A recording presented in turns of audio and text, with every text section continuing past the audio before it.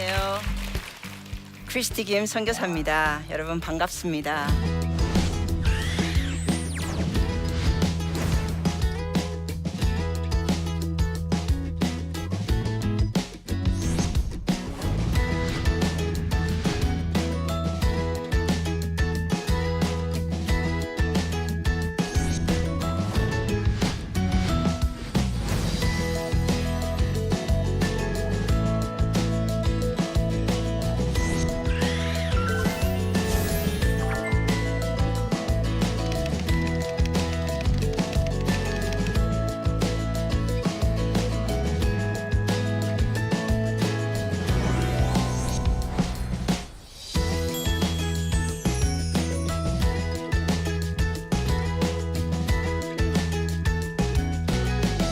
여러분, 흔히 우리가 익숙한 표현은 침묵이 금이다 이런 표현을 하죠.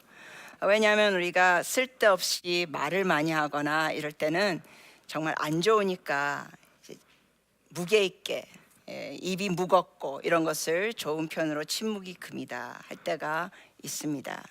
그런데 때로는 침묵이 금이 전혀 아닐 때가 있습니다. 즉, 다시 말씀드리자면 우리가 입을 열어야 될 때가 있다는 것입니다. 말을 꼭 해야 될 때가 있다는 것입니다. 말을 해야 될 때가 있는데 침묵한다. 이거는 너무나 잘못된 것이 될 수 있습니다. 여러분과 오늘 나누고 싶은 건 현재 이 시대의 사회적인 이슈들을 세 가지를 좀 나누고 싶습니다. 우리나라에 있는 이 세 가지 요소에 대해서 침묵하면 안 된다. 침묵이 이거는 전혀 금이 아니다. 그 중에 하나가 어떤 요소냐면 첫 번째는 여러분이 아시다시피 불과 며칠 전에 시청에서 퀴어 축제가 있었습니다. 인권이라는 이름으로 동성애자들의 인권을 지켜줘야 된다. 이런 명목으로 퀴어 축제가 지금 벌써 몇 년째씩 벌어지고 있습니다. 시청은 서울의 심장 같은 곳입니다. 그 공공장소에서 동성애자들이 너무나 정말 심하게 노출된 그러한 옷들을 입고 어린애들도 그 주위에 있는 장소인데 노출과 또 음란한 행위들을 하고 심지어 성기 모양으로 만든 과자들까지 판매하는 이러한 정말 말도 안 되는 일들이 허락되고 있는 것에 대해서는 결코 침묵하면 안 됩니다. 어떤 분들은 이런 표현도 합니다. 자기 나름대로 사랑한다 그러는데 냅두면 되지 않냐, 우리에게 해를 끼치는 게 없는데, 이런 말 합니다. 또 어떤 분들은 그들은 그렇게 태어났는데 어쩔 수 없지 않느냐, 이런 표현을 하는데 여러분께 거기에 대해서 알려드리고 꼭 짚고 넘어가야 될 것이 있습니다. 먼저 그들끼리 사랑하는데 우리에게 해를 끼치지 않는데 냅두면 되지 않느냐? 안 됩니다. 여러분, 사랑은 사람이 잘못된 길로 갈 때 그 사람을 올바른 길로 인도해 주는 것이 참된 사랑이지, 잘못된 길로 가고 있는데 그거를 그냥 방치해 두고 니네들끼리는 그래라, 뭐 우리에게 해가 되지 않는다, 이거는 참된 사랑이 아닙니다. 사랑은 사람을 살려야 합니다.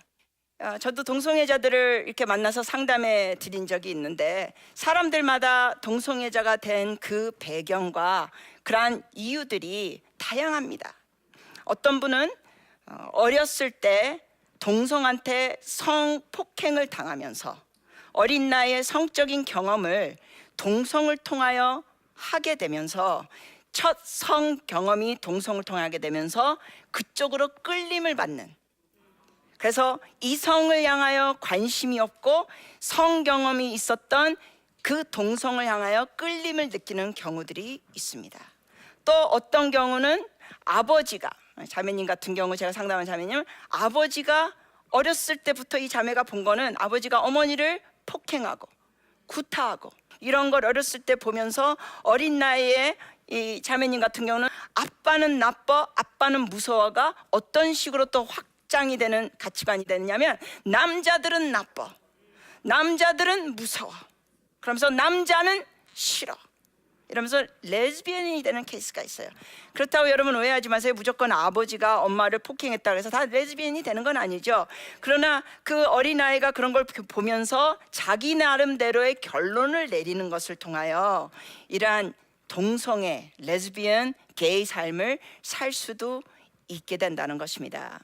근데 감사한 것은 뭐냐면은 이러한 동성애자들이 영원히 그렇게 살 필요가 없습니다. 그들도 회복될 수 있습니다. 그들이 갖고 있는 그 잘못된 가치관과 생각, 자기가 내린 그 결론들을 버리고 하나님의 사랑을 깨닫게 되고 하나님의 그 진리의 말씀을 깨닫게 되면 탈동성애가 되고 정말 이성애자가 되면서 결혼도 하고 아이도 갖는 그러한 분들이 외국엔 특히 많이 계십니다. 그러니까 소망이 있다는 것이죠. 그렇기 때문에 우리는 그들에게 니네들 그렇게 취향이 그래? 이러면서 내버려 두는 게 사랑이 아니라 그들에게 소망을 줘야 됩니다. 그러나 또한 하나님께서 그 영혼들도 사랑하신다는 것을 우리가 믿으니까 그들에게 따뜻함으로, 그러나 또한 진리로 이끌어줄 필요가 있다는 것입니다. 어떤 분은 저한테 이런 말도 하시더라고요. 교회에 있는 분들인데도 그래요. 아유, 선교사님, 대한민국이 지금 선진국 서열에 있는데 유럽이나 다른 나라들 보면 영국도 그렇고 미국도 그렇고 동성애를 합법화 시켰는데 대한민국도 선진국을 따라가려면 합법화 시켜야 되지 않습니까? 그게 답이 아닙니까? 이런 말씀과 질문하신 분들을 제가 간혹 만나요. 거기에 대해서 저는 확고하게 말씀드립니다. 대한민국은 선진국을 따라가는 나라가 아니라 성경 말씀을 따라가는 나라가 됩니다. 돼야 합니다. 진리 안에서 자유로운 나라, 경건한 나라가 돼야 된다는 것입니다. 두 번째 지금 이슈가 되는 요소 중에 하나가 뭐냐면, 만약에 여러분의 부모님이, 여러분의 어머니가, 저의 어머니가 우리를 낙태하셨다면 우리는 어디 있겠습니까? 세상의 빛도 못 보고 우리는 소멸되는 인간이 됩니다. 세상의 빛도 못 보고 우리는 죽는 그런 모습이 되는 것이죠. 그 태아들 중에는 예술가가 될 수 있는 아이들도 있고, 그 태아들 중에는 목사나 전도사가 될 태아들도 있고, 심지어 그 태아들 중에는 예능, 음악가 등등 사회 모든 영역에 귀하게 쓰임받을 수 있는 사람들입니다. 침묵은 이러한 이슈에는 절대로 금이 아닙니다. 이럴 때 침묵은 독입니다. 세 번째 중요한 요소는 뭐냐? 북한 인권에 대해서 우리는 침묵하면 안 됩니다. 여러분 아시죠? 북한에서는 예수님을 믿을 수가 없습니다. 종교의 자유가 없습니다. 그러나 종교의 자유가 있다는 것을 보여주려고 북한의 교회를 세웠습니다. 그 중에 하나가 봉수교회입니다. 봉수교회 세우면서 우리도 이렇게 종교의 자유가 있다고 그렇게 보여주려고 하지만, 전에는 전도사님이 이제 여자분인데 이제 목사님이 됐었어요. 이분이 이 목사님이신데, 아유, 지금 과학이 발달한 시대에 예수님 죽은 사람이 어떻게 살아났습니까? 이런 반응을 하는 거예요. 그래서 북한에는 김일성 동상이 북한에 몇 개나 있는지 아십니까? 38,000개가 있습니다. 너무나 많습니다. 김일성 수령님, 김정일 위원장이 앉았던 자리는 또 완전히 거기에 막 유리관을 세워놓고 거기에 아무도 못 건드리게 합니다. 기념이 됩니다. 그리고 홍수가 나더라도 북한 주민들은 어떻게 하는지 아십니까? 정말 이게 실제로 있었던 일인데, 홍수가 나서 자기 자식이 이 물에 휩쓸려 가는데 애 아버지가 급히 구하는 게 자기 자식이 아닙니다. 급히 구하는 게 뭐냐? 거실에 걸려있는, 집에 걸려있는 김일성 수령님, 김정일 사진을 비닐봉지에 젖지 않도록 그걸 먼저 구해 놓습니다. 그리고 난 다음에 자식을 구하려 보니까 이미 아이는 이 물결에 떠내려가고 익사한 겁니다. 여러분, 우리나라나 다른 나라에서 자식을 먼저 구하지 않고 그 나라 지도자의 사진이 물에 젖지 않도록 비닐에 싸서 구하느라고 자식이 익사했다 그러면 우리나라나 다른 나라에서는 그 사람에 대해서 뭐라고 하겠습니까? 이건 말도 안 되는 거 아닙니까? 간접 살인이나 마찬가지 아닙니까? 그러나 북한 같은 경우는 어떻게 하는지 아십니까? 그 사람의 이름을 따서 학교 이름을 바꿔줍니다. 정말 소설을 이렇게 쓴다 그래도 너무 과하고 지나치다고 할 정도인데, 지금 이거는 소설이 아니라 바로 불과 북쪽으로만 조금 더 가면 벌어지고 있는 현실입니다. 그러므로 우리가 침묵하면 안 되는 것 중에 하나가 뭐냐? 세 번째가 북한 인권이라는 겁니다. 여기에 대해서는 우리는 가만히 있으면 안 됩니다. 어떤 분은 이런 식으로 말합니다. 아우, 나도 먹고 살기 바쁜데 무슨 북한 사람들이 고문하는 것까지 내가 신경 써. 심지어 어떤 분들은 그럽니다. 아이고, 통일돼봤자 뭐해, 통일돼봤자 그렇게 그냥 못 사는 북한 사람들 통일돼봤자 우리도 지금 경제가 어려운데 더 어려워지는 거 아니야? 그러면서 통일을 원치 않는 사람들이 있습니다. 심지어 교회 안에서도 통일을 원치 않는 성도들, 젊은이들이 있습니다. 조금 덜 먹고 조금 아끼고 덜 입으면 어떻습니까? 그들이 생명입니다. 살려야 되지 않겠습니까? 여러분, 우리 잠언 말씀에는 이러한 말씀이 있습니다. 너는 말 못하는 자와 모든 고독한 자의 송사를 위하여 입을 열지니라. 여러분, 말 못하는 자가 누굽니까? 억울하게 태아로서 아무 소리를 못하면서 낙태당하고 죽임당하는 태아들에 대해서 그들을 위하여 우리는 입을 열어야 합니다. 침묵하면 안 됩니다.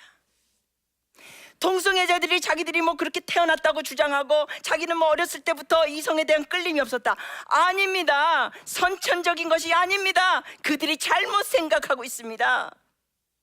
그러니까 그들을 우리가 살려야 되지 않겠습니까? 도와줘야 되지 않겠습니까?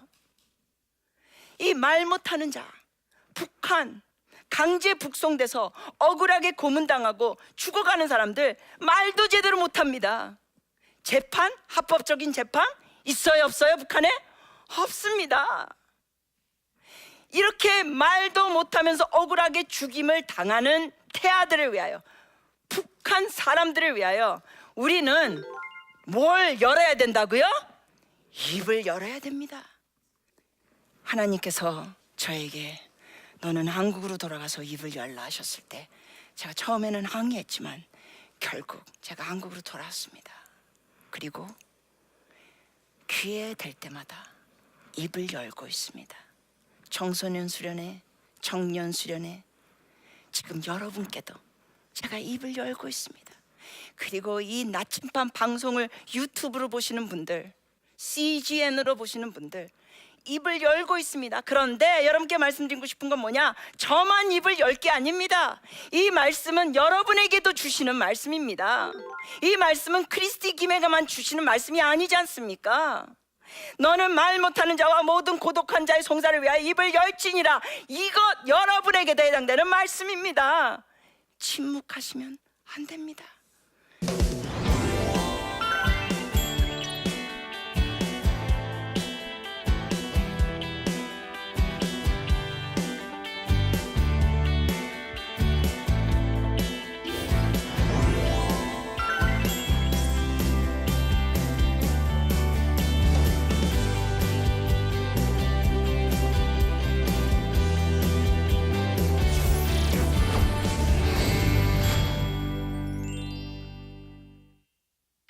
여러분 혹시 이 강의를 들으시고 혹시 궁금하거나 질문하고 싶은 게 있으시다면 우리가 이 시간 다루도록 하겠습니다. 질문이 하나는, 죄는 미워하되 죄인은 미워하지 말라는 말을 실천하기 어렵습니다. 죄를 지은 사람을 어떻게 대하여 할까요? 아주 좋은 질문입니다. 여러분, 우리는 예수님이 죄인을 대하셨던 그 본이 되는 모습을 우리는 본받아야 합니다. 예수님은 죄인을 어떻게 대하셨습니까? 특히 그 간음하다 잡힌 여인, 그 당시에 간음하다 잡힌 여인은 어떻게 대한 것입니까? 사회적으로 돌로 쳐서 죽이는 시대예요. 그때는 간음하다 잡히면 돌로 쳐서 그냥 돌로 쳐서 그 자리에서 죽이는 거예요. 근데 예수님께서는 뭐라고 말씀하셨어요? 구부리고 쓰셨죠. 그리고 말씀하셨죠. 너희 중에 죄 없는 자가 먼저 돌을 던져라. 돌로 쳐라. 그랬을 때 어떤 사건이 벌어졌습니까? 나이 든 자부터 시작해서 점점 젊은이까지 다 그것을 떠났습니다. 나이 든 자일수록 죄가 많을 거 아니에요. 더 오래 살았으니까. 그러니까 주님이 거기에서 우리에게 보여준 모습이 뭡니까? 죄는 미워하셨어요. 그리고 그 여인에게 뭐라고 말씀하셨어요? 더 이상 죄를 짓지 마라. 그래서 풀어주셨잖아요. 너를 정죄하는 자들이 어디 갔느냐? 그랬더니 그 여인이 뭐라 그래? 다 떠났습니다. 그래서 주님이 나도 너를 정죄하지 아니하노니 이 죄를 짓지 마라. 바로 그것이 우리에게 본이 되신 주님의 모습입니다. 그 사람은 긍휼히 여기시고 그 사람을 품어주시면서 그 죄는 잘못된 것이라고, 그 죄는 떠나라고. 그래서 우리가 이렇게 하기 위해서는 우리가 뭐가 필요하냐고요? 주님의 마음이 필요합니다. 그리고 또 필요한 건 이겁니다. 주님께서 죄인이었던 우리를 언제부터 사랑하셨습니까? 우리를 예수님 믿고 나서 사랑하신 것도 아니고 우리가 예수님 믿고 난 다음에 우리를 위하여 죽으신 게 아니라 로마서 5장 8절에 뭐라고 되어 있습니까? 우리가 아직 죄인 되었을 때 그리스도께서 우리를 위하여 죽으사 하나님께서 우리를 향한 자기의 사랑을 확증하셨느니라. 즉 주님께서는 우리의 그 죄의 모습, 우리의 부족한 모습을 다 아시면서도 우리를 뭐 하셨습니까? 사랑하셨습니다. 품어주셨습니다. 그리고 우리가 주님께 나올 때 그 주님의 사랑을 받아들이고 주님을 사랑하게 될 때 우리는 어떤 모습이 있게 됩니까? 변화가 일어납니다. 왜? 나 같은 걸 이렇게 사랑하시다니. 그러면서 주님을 사랑하게 되면서 어떻게 됩니까? 여러분, 주님의 사랑을 맛보고, 이게 순서가 아주 중요해요. 주님의 사랑을 먼저 받고 그리고 주님을 사랑하면서 나갈 때 어떤 변화가 일어나냐고요? 나를 이렇게 목숨 걸고 사랑하시는 주님을 체험하고 믿고 따르다 보면, 그러면서 주님을 사랑하다 보면 내가 즐겼던 죄를 주님께서 싫어하신다는 것을 깨닫게 되면서 나를 이렇게 사랑하시는 주님을 마음 아프게 하기 싫으니까 죄를 멀리하게 되고 미워하게 됩니다. 그래서 우리는 주님이 우리를 얼만큼 사랑하셨는지 자꾸 깨달았고, 우리가 죄인이었는데도 불구하고 주님께서 우리의 죄를 용서해 주신 걸 깨달으면서 여러분 주위에 이러한 죄인들을 보면, 뭐 동성애자거나 뭐 낙태하는 여성이나 뭐 북한 인권에 대해서 뭐 그게 뭐 중요하냐 이렇게 생각하는 사람들, 말하는 사람들을 만날지라도 어떻게 해야 됩니까? 저들이 아직 잘 몰라서 저래. 그러면서 그들을 품어주십시오. 그리고 은혜롭게 이 진리를 알려주십시오. 네, 어쩔 때는 우리가 어떤 실수를 범하냐면 진리를 너무 그냥 쏴재기면서 말할 때가 있어요. 그건 안 돼! 그건 멸망하는 거야! 그건 지옥이야! No, 진리를 말하지만 뭐 안에서 말하라? 사랑 안에서 말하라. 그렇게 하기 위해서는 뭐가 필요하다고요? 주님의 마음이 필요합니다. 그리고 주님께서 우리의 죄인된 모습을 아시면서도 사랑하셨다는 것을 우리가 계속 기억해야 합니다. 그 은혜를 기억해야 합니다. 두 번째 질문 좀 보시겠습니다. 사회적으로 예민한 문제에 대해 말하면 싸움이 날까 두려운 마음이 듭니다. 어떻게 하면 지혜롭게 말할 수 있을까요? 네, 정말 좋은 질문입니다. 좀 전에 우리가 나눴던 이러한 동성애와 낙태, 또 북한 인권 등등 이런 것은 정말 사회적으로 예민한 것이고, 또 이러한 의견이 다르고 이념이 다르다 보면 말다툼이 될 수도 있습니다. 그럴 때 우리가 어떻게 지혜롭게 말할 수 있을까요? 사실 이건 쉬운 질문이 아닌데요. 저는 이렇게 말씀드리고 싶습니다. 우선 첫 번째, 사람을 두려워하지 마시기를 부탁드립니다. 하나님의 말씀에 사람을 두려워하면 올무에 걸리게 되거니와 여호와를 경외하는 자는 안전하리라. 여러분, 잣대는 뭐냐고요? 하나님의 말씀입니다. 개인적인 차원이나 국가적인 차원에서 복받고 형통되는 건 뭐냐? 하나님의 말씀에 동의하면서 살아갈 때 개인이건 국가건 정말 복받는 개인과 국가가 된다는 겁니다. 그래서 저는 이렇게 말씀드리고 싶어요. 하나님을 경외하면 우리가 담대하게 됩니다. 그러나 좀 전에도 우리가 사실 언급했지만 무조건 담대하게 그냥 막 따발총 쏘듯이 이건 아니야 막 이런 식으로 우리가 막 논쟁을 하고 변론을 하는 건 또 하나님 말씀에 뭐라고 돼 있어요? 변론하지 말라 그랬어요. 그래서 여러분이 누구랑 대화하다가 전도할 때도 사실 마찬가지죠. 전도할 때 보면은 상대방이 거부감 느낄 때가 있습니다. 한국에 오니까 전도할 때가 저 같은 경우는 좋은 게 1대1로 전도할 때가 언제 좋냐면 택시 탈 때더라고요. 택시 타면 도망칠 수 없는 전도 대상이 앞자리에 앉아 계세요. 여태까지 수많은 택시 아저씨들한테 전도를 했는데 단 한 번도 어떤 아저씨도 저에게 아이고 아줌마 예수쟁이구나 내리세요 한 적이 없어요. 도망칠 수 없는 전도 대상이 있어요. 그래서 전도를 합니다. 예수님은 나누고. 그러면 간혹가다 어떤 아저씨는 또 뭐합니까? 거부 반응이 확실하게 있어요. 저는 불교입니다. 종교 얘기하지 마세요. 이렇게 간혹가다 어쩌다가 한번. 그럼 제가 이제 감지하죠. 이분은 굉장히 이게 강하시다 거부감이. 그러면 제가 그래. 알겠습니다 아저씨가 너무 거부감 느끼시니까 네 알겠습니다. 여러분 이게 뭐냐고요? 예의를 지켜줘야 돼요. 어떤 분들은 전도하면서 뭐 아저씨 뭐 들어야 돼 안 듣고 예수 믿으면 쪽 아저씨 막 이렇게 막 무대뽀로 하시는 분들. 그래서 정말 전도하다 보면은 어떤 아저씨들이 저한테 그러더라고요. 사실 믿고 싶다가도 너무 예의 없게 일방적으로 그냥 막 싸대듯이 하니까 뭐가 생기느냐? 반감이 생긴다는 거예요. 그래서 여러분 우리가 배려와 예의를 지키면서 다시 말하면 그게 뭐예요? 사랑 안에서 우리가 이런 것을 말할 때 지혜롭게 상대방을 배려해 주면서 말할 수 있습니다. 그래서 하나님을 경외하시고 사랑 안에서 배려하는 마음으로 여러분이 잘 나누실 수 있기를.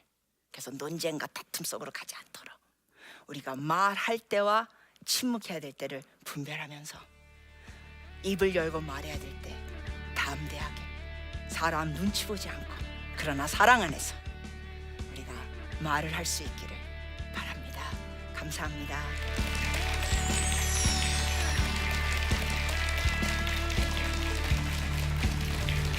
안녕하세요. 저는 박희권입니다.